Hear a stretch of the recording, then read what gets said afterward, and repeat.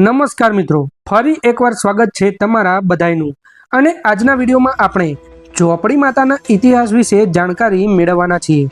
તો મિત્રો, આજના વિડીયોમાં આપણે જાણીશું કે ઝોપડી માતા કોણ છે, આ જે ઝોપડી માતા નામ છે તે કેવી રીતે પડ્યું અને શું કામ તેને ઝોપડી કહેવામાં આવે છે, અને મિત્રો ઝોપડી માતા કયા સ્થાનકનું દેવ હોય છે અને બીજી પણ આપણે મિત્રો ઝોપડી માતા વિશે જાણકારી મેળવીશું।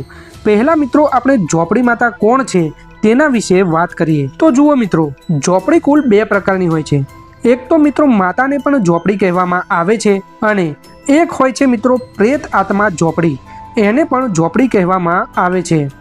પહેલા મિત્રો આપણે પ્રેત આત્મા વિશે વાત કરીએ કે પ્રેત આત્માને ઝોપડી કેમ કહેવામાં આવે છે। માનો કે મિત્રો કોઈ માણસે તંત્ર મંત્ર અને સાધનાની મદદથી સ્મશાનમાં જઈ અને પ્રેત આત્માને સિદ્ધ કરી હોય અને તે પ્રેત આત્માને સિદ્ધ કરી અને તે માણસ તેના ઘરના ઝાંપાની બહાર બેસાડે છે, તો મિત્રો તે પ્રેત આત્મા હોય તે ભલે પ્રેત હોય પણ તે ઘરના ઝાંપાનું એક પ્રકારનું દેવ ગણાય છે।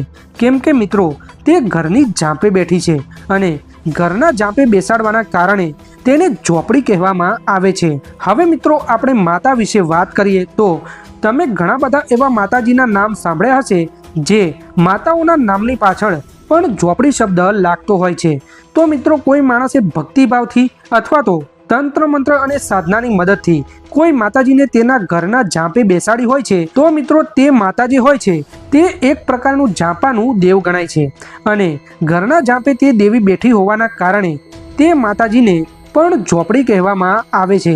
એ માતાજીનું જે નામ હોય છે તેમના નામની પાછળ પણ ઝોપડી શબ્દ લાગે છે।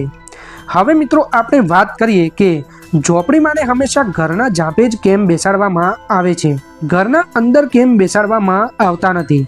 તો મિત્રો હવે હું તમને જણાવીશ કે અમુક એવી વસ્તુ હોય જેને તમે તમારા ઘરની અંદર લાવી શકો નહીં, જેને તમારે તમારા ઘરની બહાર જ બેસાડવી પડે, કારણ કે એની જે બધી પૂજા થતી હોય, ખાતા રૂપે જે વસ્તુ આપવામાં આવતી હોય તે તમારા ઘરની અંદર તમે આપી શકો નહીં। અને જો તમે આપો છો તો તમારા જે ચોખ્ખા દેવ હોય છે તેમને અભડછેટ લાગે છે અને તે દેવ પછી તમારાથી નારાજ થાય છે અને તે દેવ પછી તમારા કાર્યો કરતા નથી। અને હવે મિત્રો આપણે માતા ઝોપડીની વાત કરીએ કે શું કામ માતા ઝોપડીને ઘરના ઝાંપે જ બેસાડવામાં આવે છે।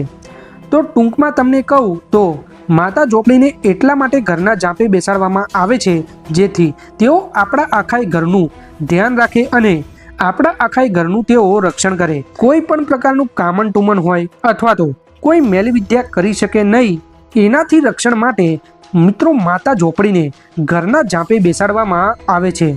અને મિત્રો આપણે માતા ઝોપડી વિશે વધુ જાણકારી મેળવીએ તો ઝોપડી માતાની જે સાધના હોય છે તે મોટા ભાગે કાળી ચૌદસની રાત્રિ દરમિયાન કરવામાં આવે છે।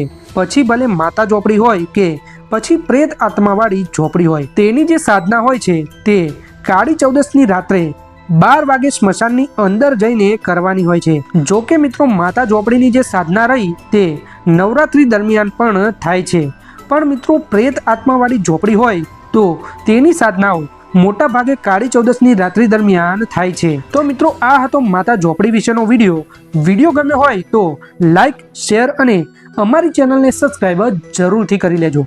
ધન્યવાદ।